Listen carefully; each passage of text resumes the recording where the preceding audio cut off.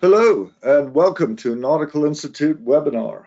My name is David Petreco and I am joined here by a stellar cast of panelists who are going to educate you and entertain you today. So welcome, gentlemen. Oh, good. Just before we start, just a couple housekeeping notes. For those who are new, the Nautical Institute is an international professional body, and our main role is to help our members learn professional development, continuous professional development. We do that because we believe that people who have a better understanding, who are better educated, make better decisions. We are not the experts. We share our knowledge with you, but we are also very keen to hear back from you. It's collectively that we learn, not by preaching. I did say that we're a membership organization, so please do consider becoming a member if you are not already. So this webinar is about risk management, and the panel here has been assembled to talk about this navigation magazine, the Navigator, which we publish around the world. Very thankful for the support from IFAN and many other shipping companies who help us do that. Not only is this magazine published in digital format, PDF, you can go download it from our website that you see there. It's absolutely free, but we've published 100,000 copies of this. It's a really good magazine. If you haven't seen it, get yourselves, have a look at it. If it's not on board your ship, or if you visit ships and you would like to become a distributor, this is distributed, 100,000 copies is distributed on board all ships all over the world through volunteers who take small packets and deliver it to ships when they visit. So if you visit ships and you'd like to distribute these, please get in touch with us and that would be great. So like I said, it's available online, it's available as an app. And the brilliant thing about the app is that it's fully searchable. So you can search, it's been going for nearly 10 years, and you can search through all of them for that information. So please feel free to use this. And there are many, many back issues, all on wonderful little subjects. This is an interactive webinar. Your cameras and your microphones do not work, but you can write in comments and questions, and we ask you to do so. We are really keen to hear your opinions, and we will discuss as many questions as possible. We also have some pop-up polls that we will do during the presentations. And again, please participate in those because your feedback is really important to us. After the webinar, there'll be a little survey asking how we did. And there's also a question about whether you'd like to be a distributor of the Navigator magazine. So please take 2 minutes and fill that out if you don't mind. About 2 hours after the webinar, you will receive an email saying, thank you very much for attending. And there will be a personalized certificate of attendance there that you can use for your CPD records. This webinar is being recorded, and hopefully in a few days, it will be available free of charge on our public YouTube channel. So if you'd like to share it with your colleagues, please do. It will be there. And this is very popular. There are over 450 people signed up for this. So when you do write in, please be succinct as possible so that we can get through as many questions as possible. And if we don't get through, if we don't read out your question, please be assured that we will read everything that is sent in, because again, we need your feedback. So this is the panel.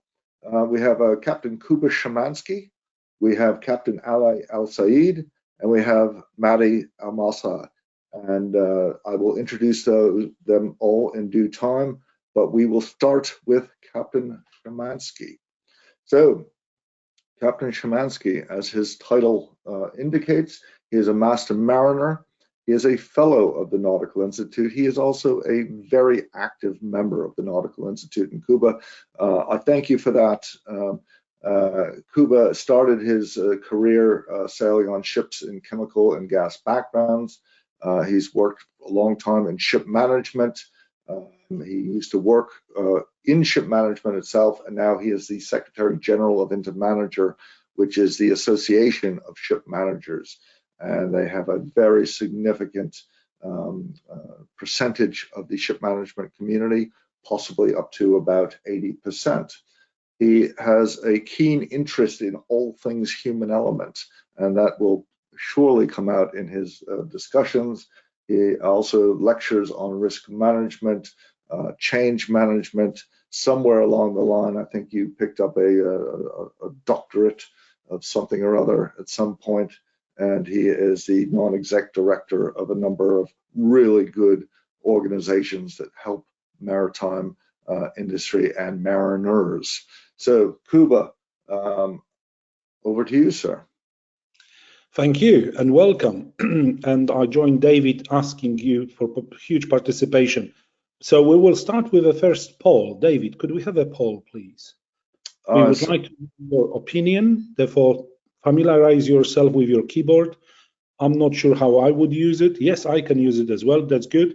Have you ever received any specific formal training in risk management? That would help me to understand my audience today. Therefore, please, if you are not sure whether you received, we've got an option for that as well. You need to appreciate the fact that we've got quite a number of people on this call. We expect to have junior officers, we expect to have senior officers, but also office people, office personnel, and maybe some completely strangers, people who are just checking what the shipping industry is all about. How are we talking about risk management? What are we talking about? So it is extremely important for me to actually know my audience, and for all of us actually on the panel, so we can direct our answers and provide information tailor-made. Okay, Kuba, the verdict is in, and here you go. Very good. Okay, here we go. 66% of you says yes, we have received, and 26 no. But I would like to concentrate for a moment on those who are saying, I'm not sure. And that's good, actually. In a way, it is good, because it might be that you do not recognize the fact that in our industry, with ISM and introduction of ISM code, a lot of things are being risk assessed nowadays. Therefore, if you have ever come across checklist, then here we go. That's one of the results of most probably extensive risk management, which resulted in production of a checklist. If you think you're a navigating officer, have you ever come across passage plan? Well, that's a pure form of a risk management. And there will be more and more things. Your promotion procedure, for example, is risk assessed thing. So here we go. If you are not sure, maybe now you understand that yes, you have been exposed to some sort of a risk management. I am delighted to see that 66% of us are saying yes, formal, most probably carried out by your organization. And you will see some slides. David, can I have a first slide, please? Yes, a bit of a theory. I am very much on 4 T's. There are different theories, so don't worry, and there's no exam at the end of this presentation, so don't worry too much about it. But I need to hang on to something. And David, I think there should be another clip because I want to see those 4 T's. Thank you. That's right. So we've got take. Basically, if you are not risk averse, you just take a risk, you plunge for things, you go for it. Pretty dangerous, to be perfectly honest, and I wouldn't expect anybody on this call to be risk taker. We usually concentrate a lot on treatment of risk, and that's good. And I like to spend a bit time on this treating the risk, because things like organization, procedures, I love human element, us, seafarers. Imagine you're on board of a ship with friends, people you have sailed before, people you know. You are cadet in this company who is now master. Your perception, your relationships are far better than if you are dropped on a board of a ship where you've never worked in the company, you never work with people around yourself. That's not the best start to anything. And I would say those who placed you there probably didn't do a very good job on risk management. Another T is transfer. Yes, you may basically say, I'm sorry, we can't do that. We need to have specialists, experts. We will transfer the risk. And you probably come across things like terminate. You don't want to do things. Shipping industry sometimes don't want to do several things because you are not suited, you haven't got resources, you haven't got the time. Next slide, David, please.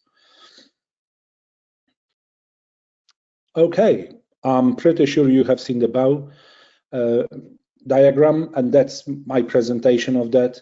And extremely interesting, where I find a lot of people struggling, is understanding of the differences between likelihood and consequences.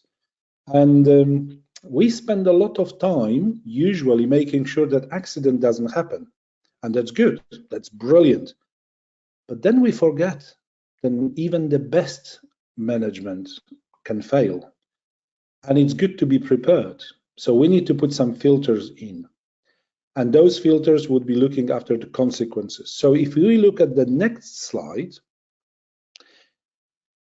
shipping industry seems to concentrate, especially for people who are on board, at the very bottom of this triangle. And it is either administrative controls or final resort PPE. However, I love talking about elimination, substitution, and engineering controls, because basically, I do not believe, and I'll stress that, I do not believe in human error. No. Up to the point, then we have done some very extensive research. And if any of you is interested in results, I will send you academic results showing that there is no proof that 80% of all accidents are caused by human beings. This is myth. And we have busted it. There is absolutely no reason for any of us saying that 80% of accidents are caused by humans. My issue here is that human beings are usually goalkeepers. If you take the analogy of football, here we go. Goalkeeper is the last person. If the team plays well, goalkeeper is unemployed. And I would love to see the seafarers, us, being absolutely never tested as far as health and safety is concerned, because there were things done before us. We eliminated all the risks, we substituted risks, we engineered controls, so we cannot say that somebody's brain farted. We shouldn't. You probably read my article when I'm saying approach risk management with smile, because I strongly believe in relationships between people. I strongly believe when there is fun, when there is respect, people are working far better. When there is fear, people are not working well. Environment, when there is fear, is a faulty, risky environment. David, I think we are ready for second poll. Let's do it. Okay. Here we go. What do you think about risk management? Bear in mind, nobody is going to know how you voted, so it's absolutely anonymous. So you've got a chance now to tell the world, what do you think? Is it a great tool? It's absolutely useless. I do it because I have to, or I rather use my institution. Now, the interesting thing is you may answer more than one. So whatever you believe, please go for it. Remember, nobody's watching you. Nobody's peering over your shoulders. I would love to know what people on this call think about risk management. It will give me a superb feedback, and I will act on it. I am in a position to influence, I think, without being arrogant. Then knowing what you guys think would help us enormously. When I say us, it is Nautical Institute, it is Intermanager, it is shipping industry. I am talking to reality checkers, you, ladies and gentlemen, on this call. Therefore, please be honest. Tell us what you think. David is checking. Okay. Running. Here comes your honesty. Very good. Okay. Wow, wow, wow. Great tool. So many people. Absolutely useless free. Thank you. That's a very good answer. I do it because I have to. And some people are still saying, I'd rather use my intuition. David, keep it, please. Don't go to any other slides because I would like to talk to that. I'll start from the bottom. I rather use my intuition. And that's a very good answer. I like that. Problem with that is, if you are just a junior officer, there is a chance that your intuition is not very wide. It's not very broad. If you are a senior officer, there is also a danger that you are set in your ways. But the biggest problem is, how do we, people who are not sitting in your head, know actually what is your intuition? We don't know, unless there is a technique where you are walking us through your thoughts. And this is very well known procedure, for example, during the bridge resource management training, which we are asking seafarers to use, where the navigating officer tells the whole team around what is in his mind, what she is going to do, where is she going to act, when, how, and so on and so forth, preemptively. Now, I like the answers of 17 of us who are saying, I do it because I have to, which means then we haven't done our homework right. We, those who are lecturing, we who are on this call and feel responsible for our teams on board of the ships, we really have no result if somebody is forced to do that. And I have to admit, the shipping industry is full of compliance. So we have to do the risk assessment before we go to enclosed spaces. We pull the folder, we tick the boxes. Do we check? Not really. We haven't got the time, do we? We need to get on with jobs. That's extremely dangerous approach. Honestly, extremely dangerous. I would prefer everybody to think for 5-6 minutes and then complete each thingy. Do it together. Absolutely useless. That's a very strong statement. There was a stronger one, but David didn't allow me to use the word. Well, you don't laugh, David, because you are guilty here. We wanted to speak like a sailors here, but he says Nautical Institute can't allow that. So thank you. That's a very interesting. I was actually expecting more. And those of you who are saying great tool, wow, very, very impressive. That means then you hopefully see that it does work. David, can I have my slides now, please? Next one. Interesting. That's what I was saying about the junior officers versus senior officers.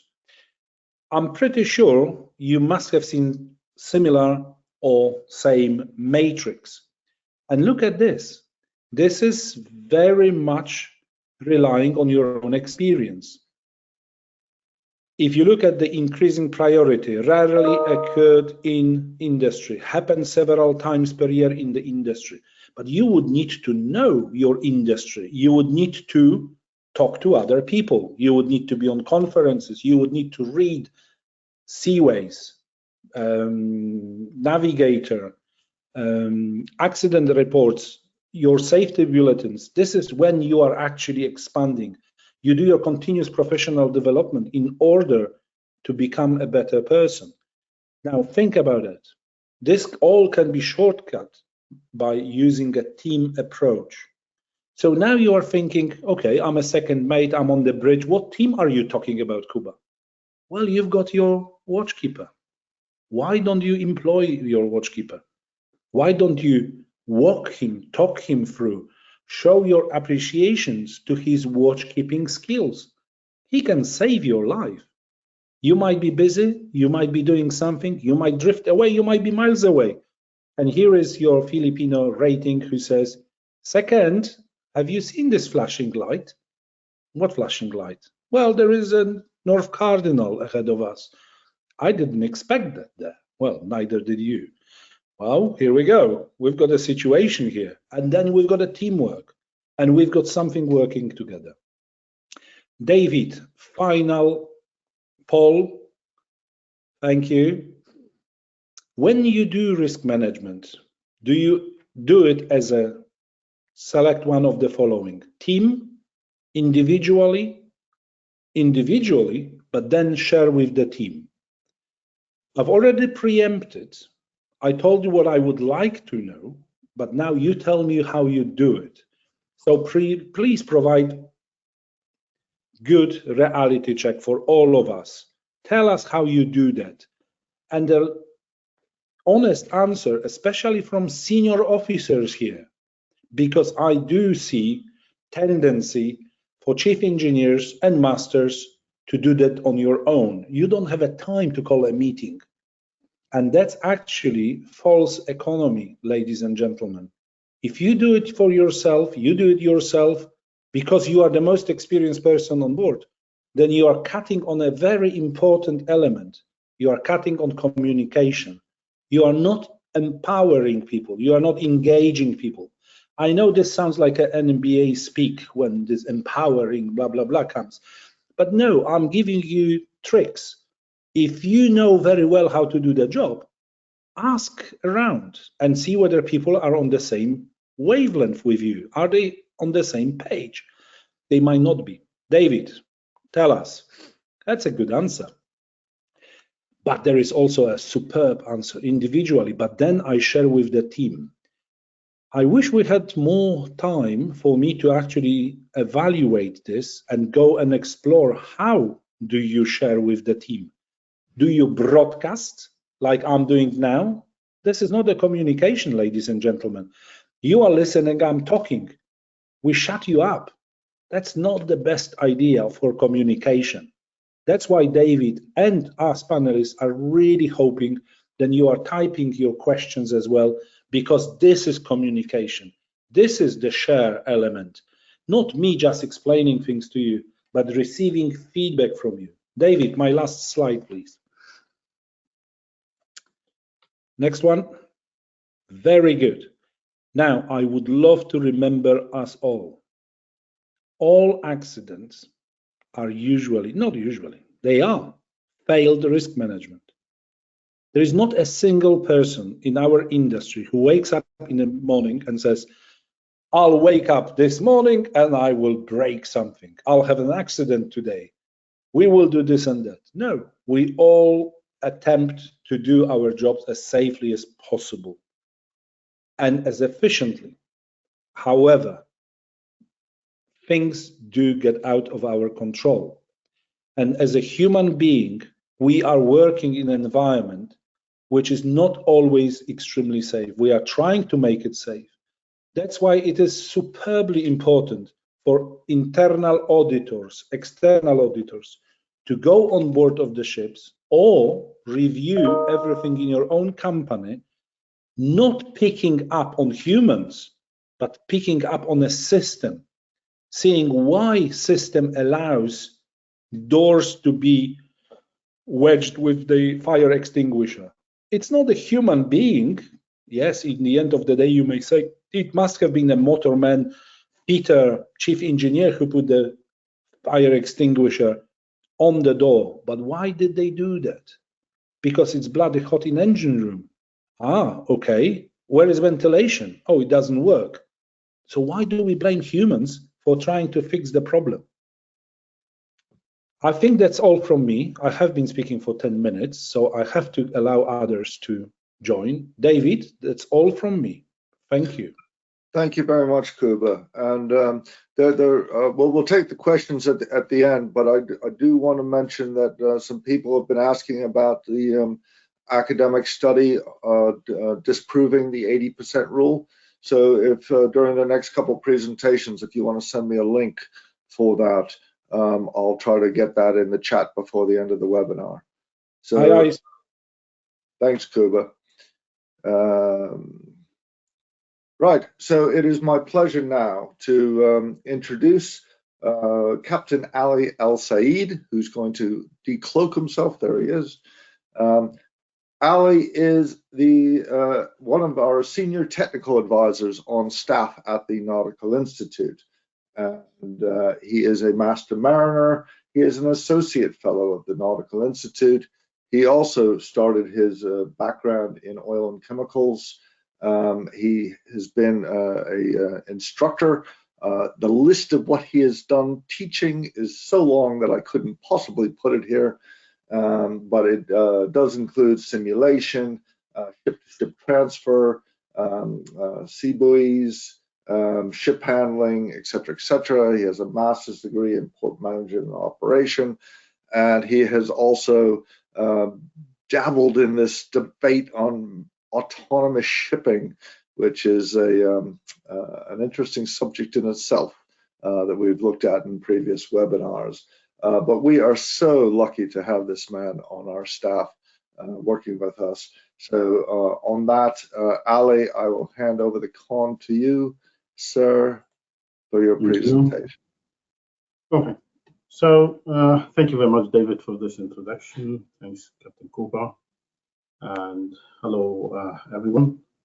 So I would like you to speak about an important tool which is called dynamic risk assessment. It's not a standalone process, it's part of the long process of a risk assessment, and that will come through our slides. So DRA, or dynamic risk assessment, it's allow for real-time adjustment to be made as conditions change or when new information becomes available. So it's informal, it's mental, and it's not always possible to prepare for every risk or even assess them simultaneously. Therefore, a dynamic risk assessment becomes crucial and needs to be carried out before and while an activity is underway. If the first poll is ready for me, David, can you put it up? Yep, here we go. Thank you. So, Ali, if you could introduce this.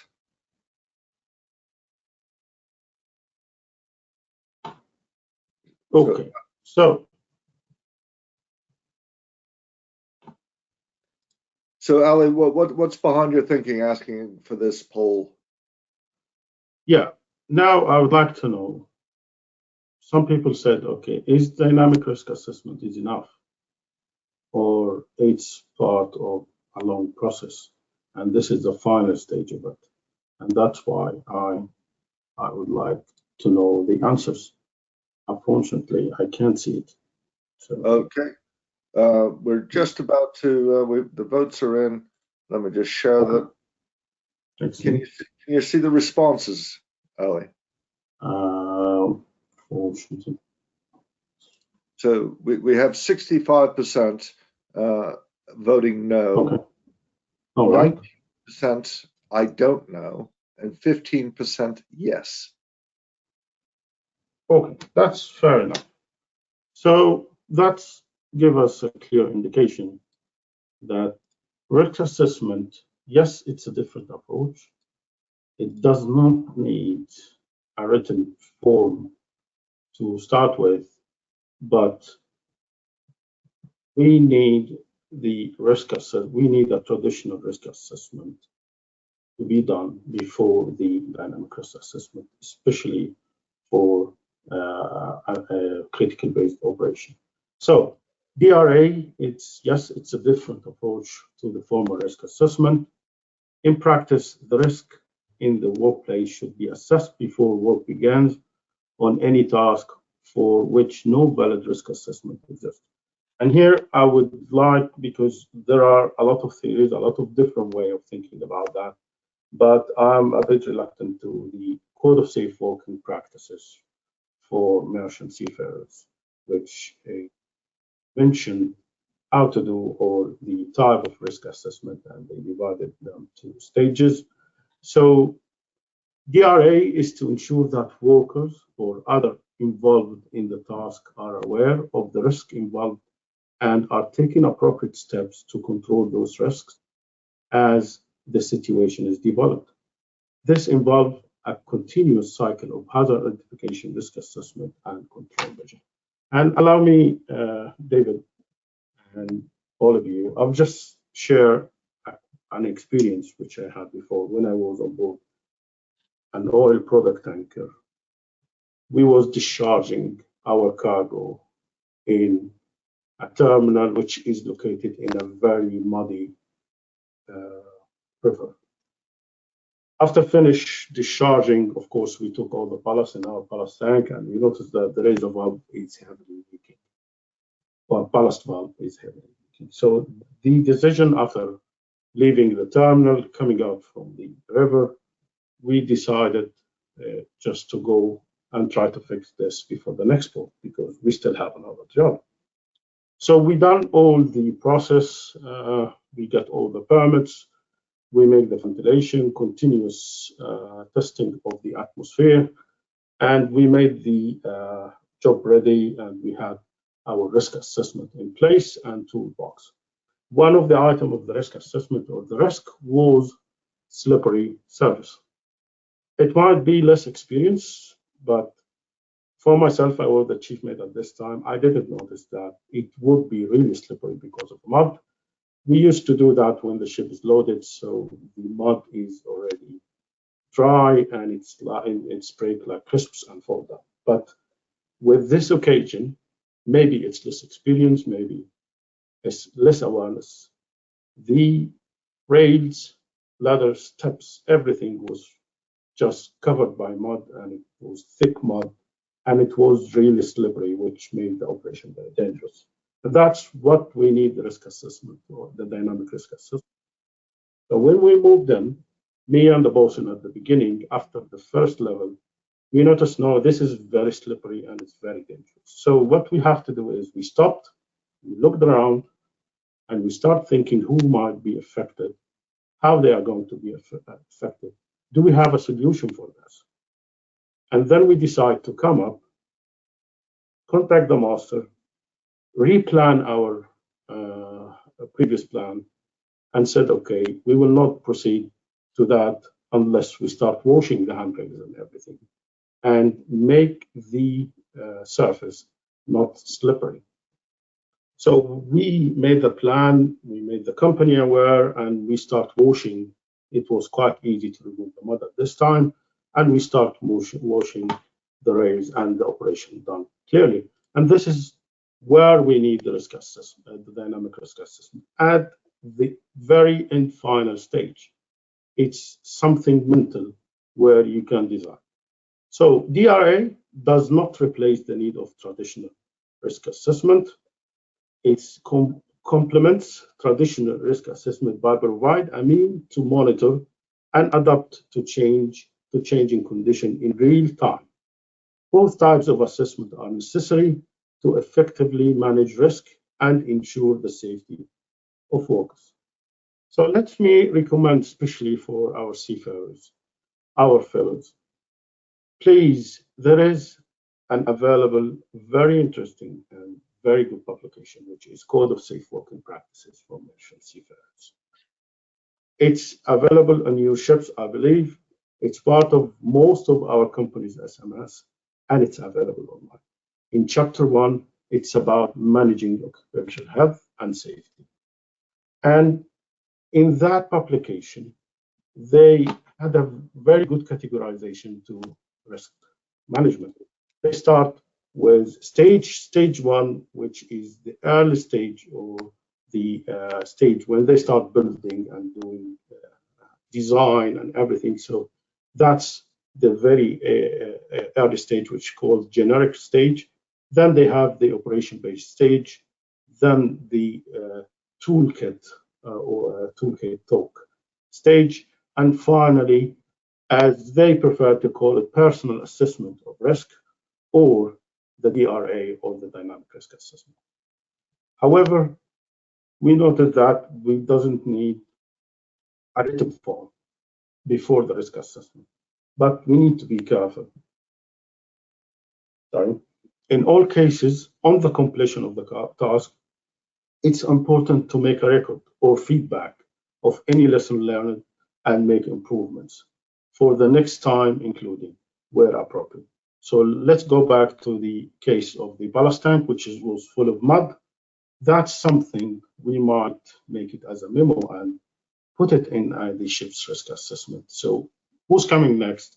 They will understand if they are in a muddy boat or others, this is something they might face. So before I'm just going to speak about how to do it, let me have another simple case. When I was a cadet, we had an announcement from the master, be careful, we have a bad weather and expected rough sea in today.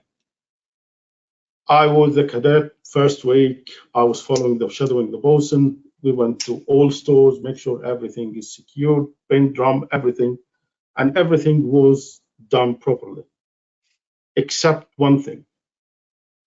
After a long 8-hour shift or being with the bosun, I went to my cabin, just take out my clothes, have a shower. And then what I did notice is I'm very tired, I'm going to sleep. I didn't secure anything in my cabin. And of course, you understand when the weather is not going to be or not improving, and we have a lot of rolling and pitching and vibration. So you can imagine how my room looks like. It was a kind of a trap where if I put my leg, I might get injured. So it was something risky. Here is what we are thinking for, is if I open the door, and I'm talking to our new seafarer or young seafarers, if you open the door of your cabin, even when you are doing that in your cabin, so step back, look at the job to be done, consider what could be wrong and how it may occur. Then, can you take steps so you can personally take and avoid any accident or situation which might occur? That also is quite a very useful mental process to do before you are taking over every watch. And we are going to speak about this in detail. So let's go back to the example which I made about the ballast tank, which is full of mud. So think about it. As the work is proceeding, you should also monitor the work site for any change in condition that might alter the hazard and control in place. So finding out that the surface is very slippery is something and a condition, for us, it's something new. It was something new at this time. And I can't find a better example than doing the mooring operation or doing berthing or mooring operation. That condition is changing and it's dynamic all the time. So the next step, if there is any doubt or concern, here what we need our officers to do. You need to call for assistance. It's not because you are less experienced, because you need another eye, you need another opinion, and it might help you in another solution. Can you stop the work? Okay, if you can, reassess the control, and if necessary, replan and reassess the task. One of the main questions you need to ask yourself, is it safe to continue? So let's be honest here. To say that question and answer it alone, you need a high level of awareness about what you are going to do and what's going on, and you need enough skills. These are two vital elements to conduct a dynamic risk assessment. And then you will ask yourself, is it not safe to continue, or do we need to reassess the task? So what about navigation here? When we speak about navigation, we might thought navigation is only what's coming out outside the ship. And it's about all target and core rigs and collision avoidance and avoid grounding and passage planning. But can we think about the bridge as a workplace?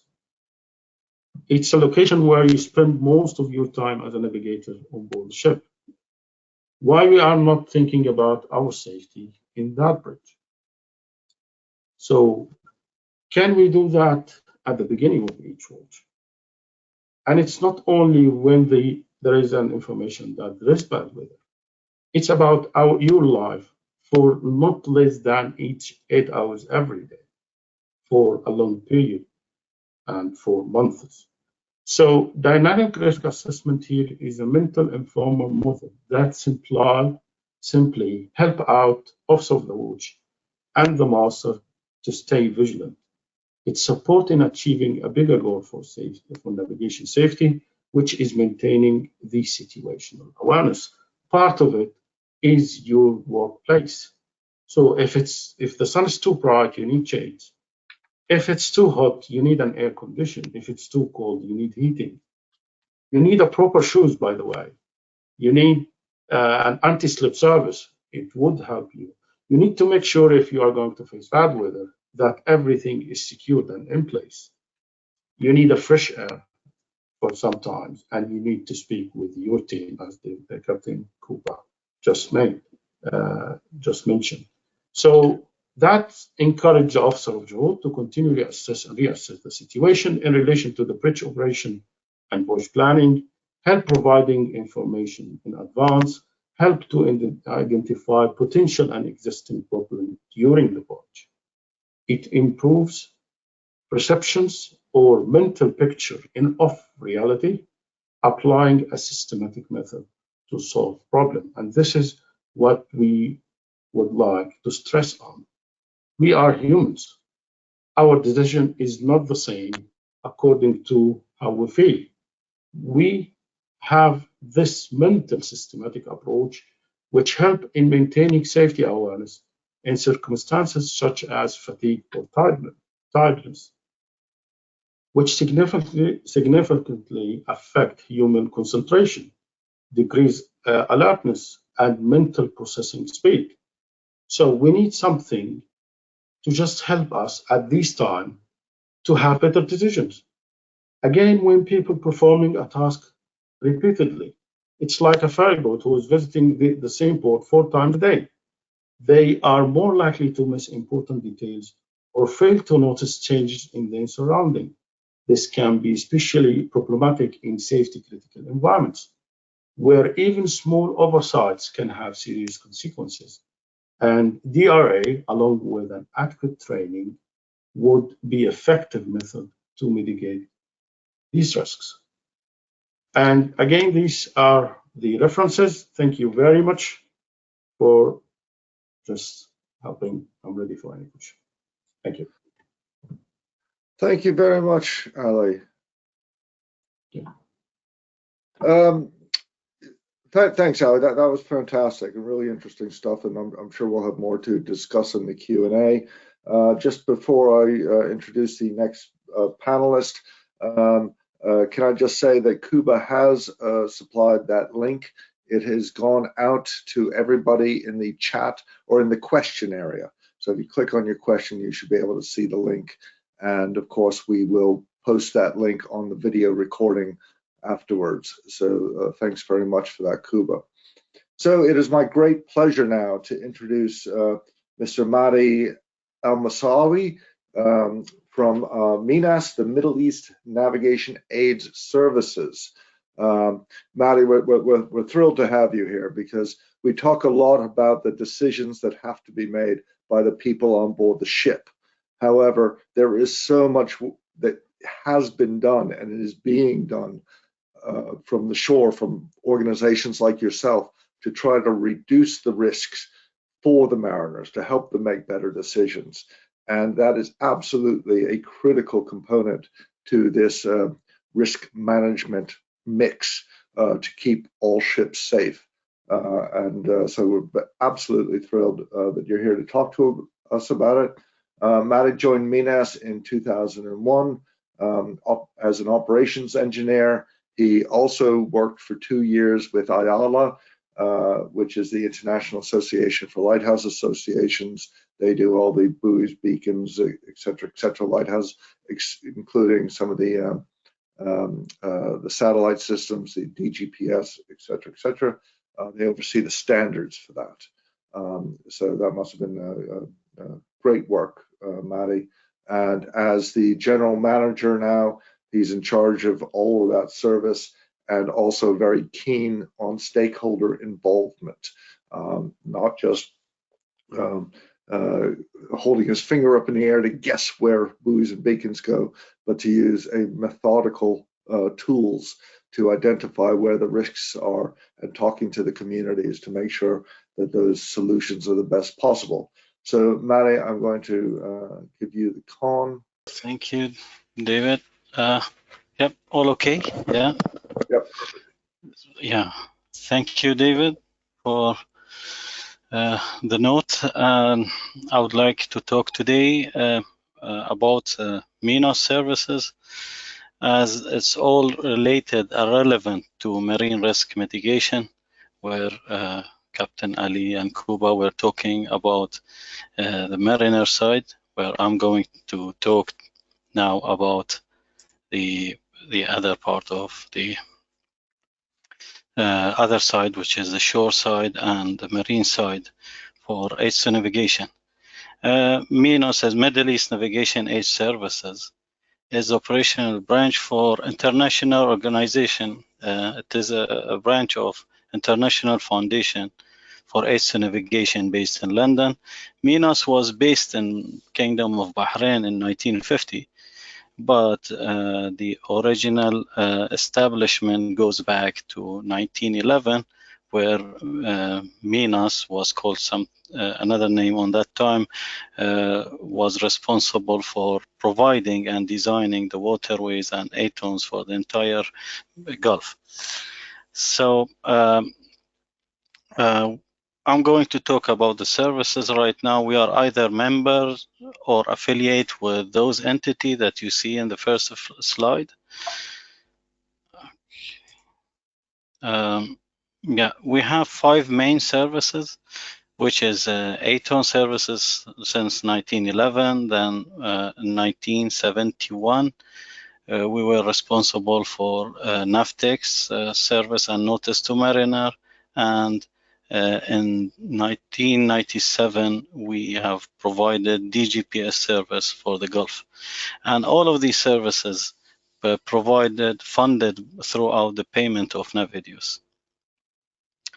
As you see in this map, most of MENOS ATONs, the red dots that you see, lighthouses, buoys, and beacons marking the international passage in the Gulf, and the hazards and the entrance of main channels in the Gulf. Most of those ATONs are, majority of them are equipped with the latest ATON equipment, such as,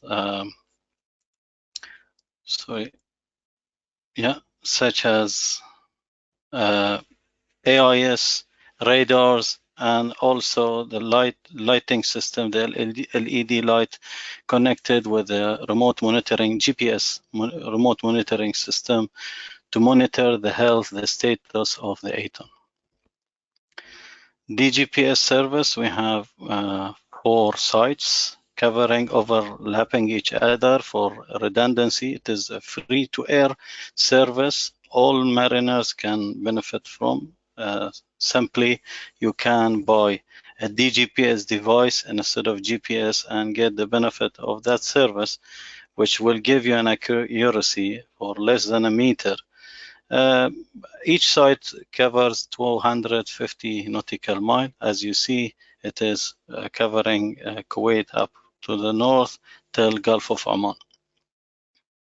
And we are now recapitalizing a new station in Ras Al Khaimah in Emirates, as there is no short or long plan to have a replacement service such as SBAS or anything.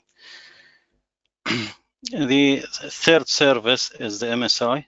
NAVTEX, MENOS is acting sub-coordinator on behalf of Bahrain government. As you see, area 9 here in that chart, we are issuing NAVTEX according to IMO transmission table. You see down here every 4 hours, and the weather bulletin twice a day. The broadcast done via Bahrain radio, covering 300 nautical mile, which is Kuwait up in the north till Strait of Hormuz. And we have an MOU signed with UKHO for chart updates, and we have recently, last year, we have been granted an accreditation on April 2023 from Trinity House using our parent company registration in the UK.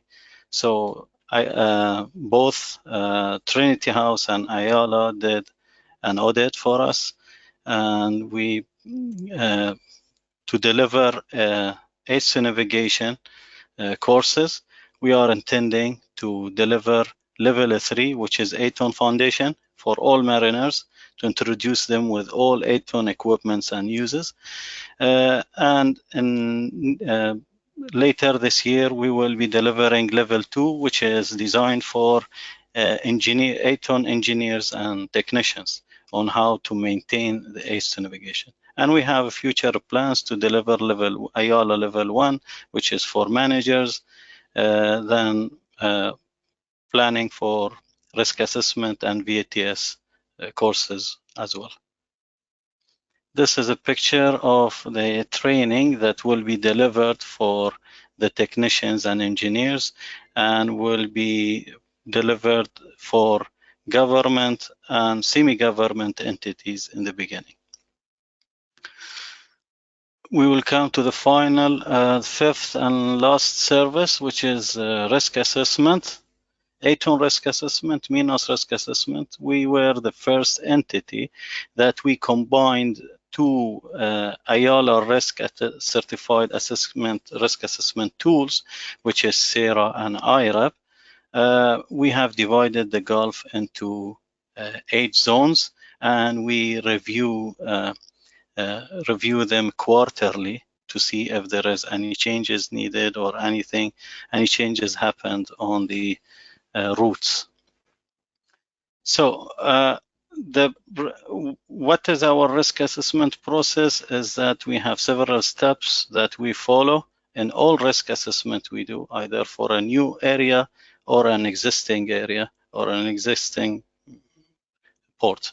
So first thing that we do is determining the routes, traffic density, vessel types, size from AIS data, and we review and check the nautical publication like Admiralty, the charts and sailing directions.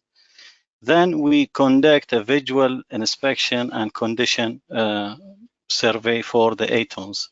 So we visit and attend the 8-tons. We meet or contact the stakeholders to get their feedback and to see what is their review and what they think of the 8-tons, whether they are okay or they think that there is a need for improvement. Then we check the efficiency and effectiveness of each 8-ton.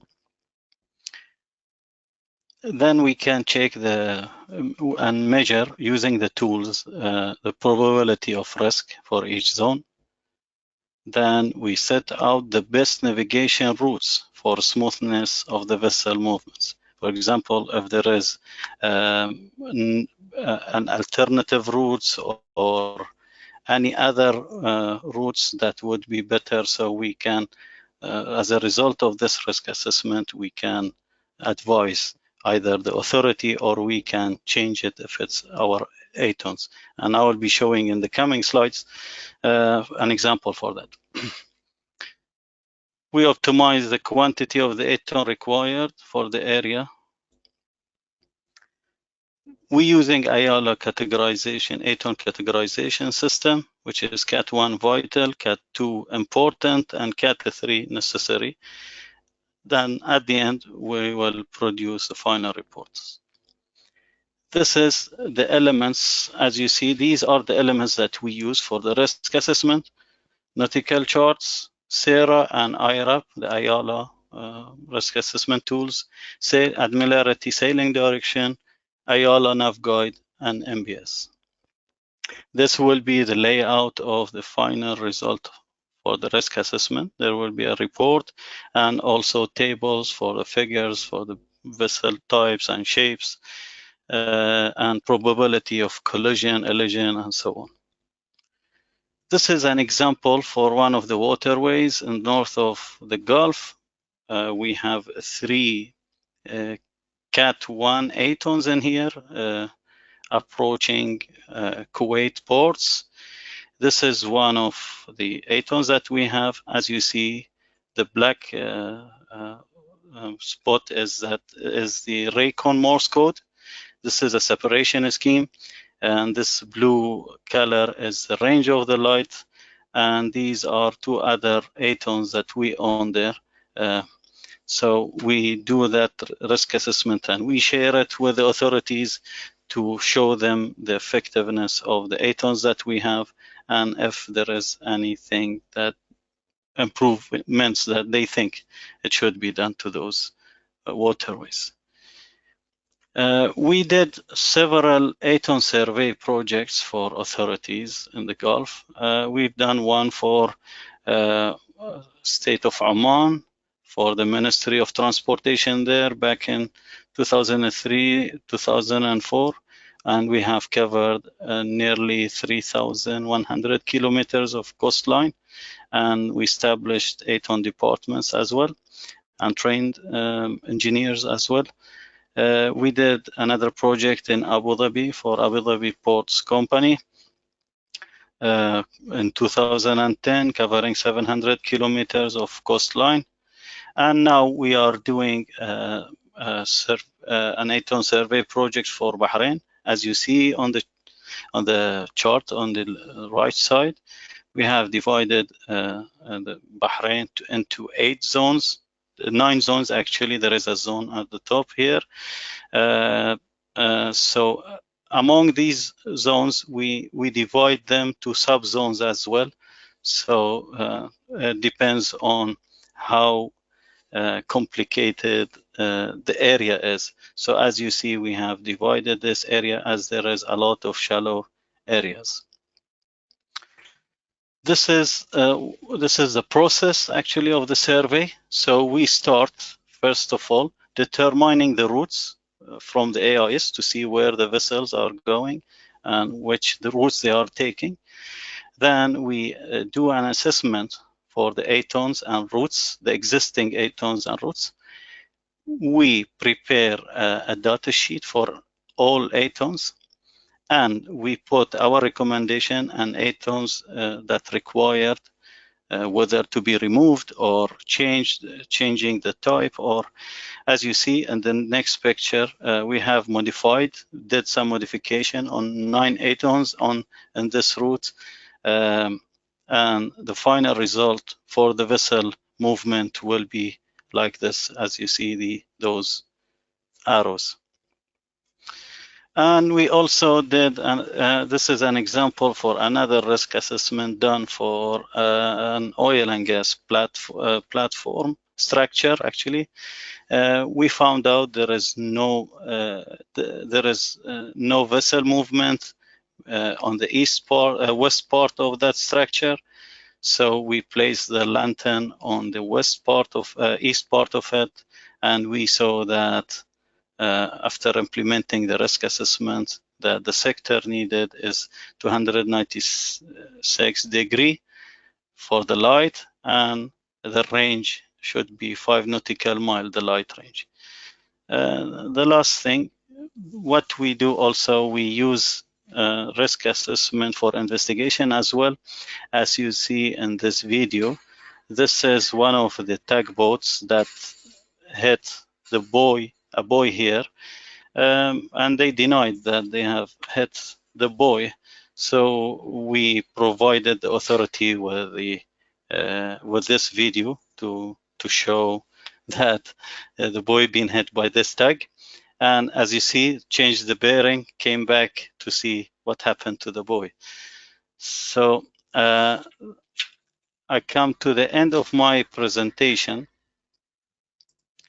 Would like to thank you all. Just before ending my presentation, I want to bring to your attention that H2 navigation services comes at a cost, and relevantly small cost comparing with other costs. So without the payment of Navigator services, service providers will not be able to continue providing services, which will then lead to risk for the mariners and also the environment. Thank you all for your time, and I would like to thank Nautical Institute for providing this opportunity. Thank you very much, Matty. That's fascinating. I know certainly that you know, we talk a lot about the decisions that mariners have to make, and when I was a mariner, I had no idea of the level of intensity that went into designing these systems to help improve safety and to manage the risks on our behalf. So that's fantastic work. And yeah, you're absolutely right. It does need to be paid for. But brilliant work. So we've got some questions coming in. The first question, and Kuba, I'm going to aim this at you initially. It's from France, and that's the name, not the location, France. He asks, are cultural aspects of crew pilot being discussed within this? You know, you talk about how important the smile is to build teams. What about the awareness of cultural aspects? Superb question. Absolutely.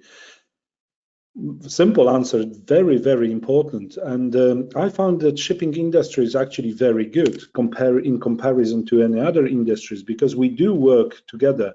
If you look around yourself, you probably have 5, maybe 4 nations working together. And it shouldn't be anything new for us. Having said that, I have just come off my ship, actually, and I was, again, very disappointed in Rotterdam, the biggest port in the world, where tugboat masters and pilots were talking Dutch. And when it comes to us, seafarers, we are supposed to perform everything in English. So bridge team management is very good when, even with my second officer, Polish, I would be speaking English in order for the pilot to understand. And I wish Nautical Institute, together with Intermanager and any other organization, will push this idea that actually pilots will speak the same language and English, talking to the linesman, talking to everybody else. Maybe that's taking a very simple example of culture differences here, just language. But we need to be aware of that. We need to work together and maybe explaining to different parties how important it is. I'm pretty sure you also wanted to touch, Francis, you wanted to touch or put our attention to the culture differences. But I think SMILE actually is international. Wherever you smile, you smile. And you don't smile with your face necessarily, I mean mouth, you smile with your eyes, you smile with your body language. If you are friendly, if you are approachable, then everybody is more likely to approach you the same way. And if you're a stiff and you make your faces, then people probably react to that very much the same. They are just afraid of you. I wish we could have a face-to-face discussion. Unfortunately, David is blocking us and it's just me talking to the screen. But at least he's smiling. Thank you. Franz, I hope I answered your question and I answered your concerns and points. Thank you for that. Okay, thank you, Kuba. Another one here from Robert, and I'll start with you, Ali, on this one. How do you manage risk? I mean, we talked about the risk management, we talked about the dynamic risk. What happens when that risk is fatigue? You're muted, Ali. Thanks, David. Where a person is suffering fatigue with a high level, that would be considered as a dangerous situation. It's not the risk here which can deal with it alone. It might be a contingency plan for that. It's a really serious issue where the decision making of humans are completely different. And you need to take a serious action other than the risk assessment, you might plan not for people to have or to reach that level of fatigue. But once it's there, we are reaching a level of a contingency planning here, where we need to take a serious action straight away to reduce that fatigue. And by the way, let's be clear, fatigue is not only because of the physical work or time or how many hours we are working a day. Fatigue, it's just much bigger. It might be a serious problem the seafarer is having in the shore side with his family, with other parts. So it might be an external stresses which lead to a fatigue. I hope I did answer the question. Here, with the risk, we might reduce the fatigue, make sure it not reaching that point. But once we are in that level, this is a contingency plan. Thanks, Ali. And now, Kuba, I was going to come to you. Yeah. Well, absolutely. Intermanager being partner in MARTA project, I'm more than happy to provide another link where we have results of MARTA. Or just Google MARTA, Mike Alpha Romeo Tango Hotel Alpha, MARTA project, and you will get all information you want, or go on our website. But I think if we are remembering my second slide, when I was talking about the theory of 4 T's, you either take a risk, but you are aware of that, then you are fatigued. That's a 50% of a success already. Secondly, you can treat the risk. You can terminate the risk. You would say, sorry, I'm too tired, or sorry, second mate, I'm afraid you are too tired. And then you substitute this person, or you transfer the risk again to somebody else, you call in, and so on. But I think all of us seafarers are pretty well trained nowadays how to think in advance. And I would only encourage you to do what I do on board of my ship. If I know then we will have a very heavy port call with bunkering, crew changes, food provisions, vetting inspection, then I'm trying to plan together with office, making sure that we stagger those things. Maybe we can do something together to offload. And if not, then I'm letting people off much earlier on the day before, making sure that we are very well rested. So we are planning for all of this. But I think I'm teaching grannies here, and that's not what you really expected me to tell you those details. But hey, MARTA project, have a good look at this. Thank you. Thanks, Kuba. And I'll also note that mariners tend to be our own worst enemies when we deny fatigue, either to ourselves or in our logbooks. And I hear from our members, from mariners all over the world, the problem with fatigue, and I cannot document it when I represent them at the highest levels ashore, because all the logbooks prove that there isn't fatigue. So it is really difficult. You have an SMS, you have work hour logbooks. It is very difficult, but we do have a confidential confidential reporting scheme called MARS. And if you have issues of fatigue and you can't report them through your company, please do report them to the MARS program so that we can work with that. So thank you very much. Another one, Maddie, I'll bring this one to you. This is from Gamal, and he talks about what happens when the risks are of shallow waters, and you mentioned shallow waters in your presentation, and that the surveys may be not up to date. How do mariners take into account the older surveys? Yeah, actually, the old, the only thing is that to navigate by caution. To prevent that, what we do is that there is sometimes difficulty between communication between local HOs and the international hydrographics for the international charts. Therefore, we always try to keep the entities such as Admiralty, UKHO updated to update even the the waterways, the local waterways in their charts to keep the mariners aware. Okay, thank you very much. Let's send this one to Ali. This is from Stuart, and he asks, you talk about dynamic risk assessment, which is fine, but when it comes to collision avoidance and identifying the risk of collision, is that dynamic or can that be anticipated? Okay, thanks, David. Thanks, Stuart. It's a question which we need to clarify on when we are doing a passage planning and collision avoidance. Yes, we can consider this as a risk assessment, but we do have our own terms and procedures which already developed long time ago, and we might follow it. When we are speaking about close quarter situation, we don't want to mix up between what we are planning to avoid and what we are in during that stage. Consider that as, we can say, an emergency situation or in a close quarter situation. There is a real risk to have collision. This is an emergency situation at this moment, and you need to take and go back to the emergency procedure and the standards which set up by the masters and the company and the ISM, where you are facing a close quarter situation. So at this level, I believe even the dynamic risk assessment will step aside and we have to follow the procedures. Thank you.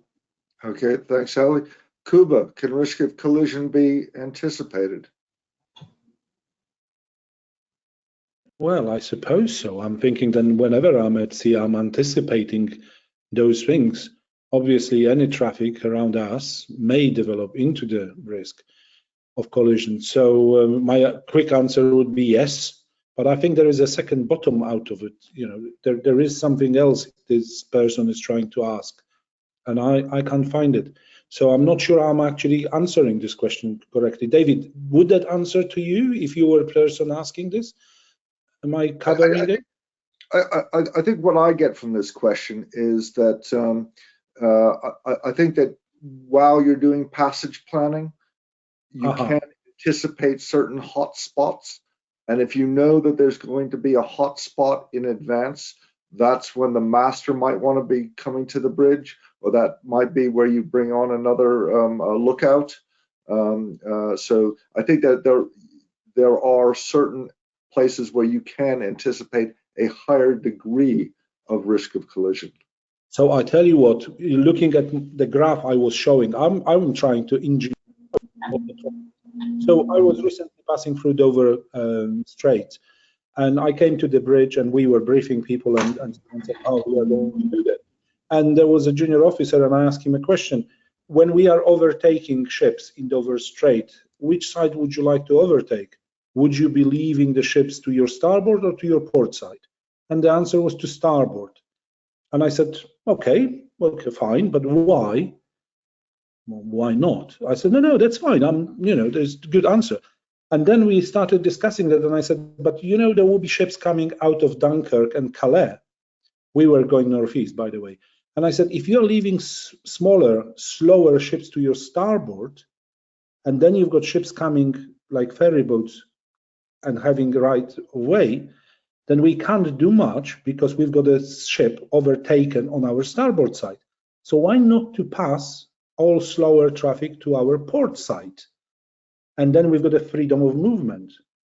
So yes, you can engineer out those things and then you are not finding yourself in a pickle. And that's probably dynamic risk assessment. But as you can see, engaging people who are involved. Because simple question, how are you going to do that, is actually opening things. You probably also noticed that this second officer was immediately on the defense, thinking that I am trying to find something wrong with him. Absolutely not. Just a simple question which allowed us to discuss and clear the situation. So that would be my answer. Thank you. Okay, thanks very much, Kuba. I do apologize there are lots of questions left, but we are out of time. Kuba, that's a great segue to end on, because one of what I think is the greatest value of this Navigator magazine is that it helps people start discussions. So get a hold of the Navigator, whether it's electronic or physical, on your bridge. Have a look at it, share it with your bridge team. Talk about the issues that are in there. It's 12 pages. It's not an education in itself, but it does start people talking. And discussion amongst your peers is a great way to learn and to develop. So on that note, I will mention again that the Nautical Institute is a membership organization. We have branches all over the world, and it's, again, a great way to share ideas with like-minded people by either attending those in physical form or electronic, and again, be a member. So I would again like to thank all of the speakers, gentlemen. Thank you so much for your time and your wisdom and for sharing it with us and the audience. So thank you very much.